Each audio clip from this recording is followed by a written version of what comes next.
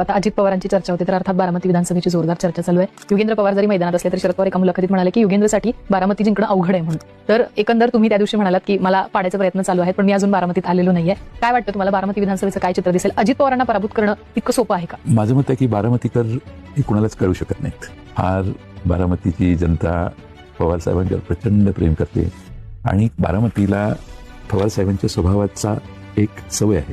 मी नेहमी अजित पवारांना, सुप्रियाताईंना सांगायचो की पवार साहेबांचा जो स्वभाव आहे त्याच्या 180 डिग्रीमध्ये यांचा स्वभाव आहे.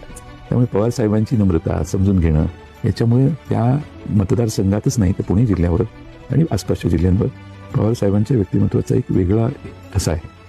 पवार साहेबांनी आयुष्यभर त्या बारामती मतदारसंघात त्या माणसांना तळहाताच्या फोडाप्रमाणे जपले. ही जबाबदारी अजित पवारांच्यावर सोपवलेली होती, पण सगळ्या महाराष्ट्रात बारामतीकरांना माहिती आहे की आपली कामं शरद पवारांच्या आशीर्वादाने होत आहे.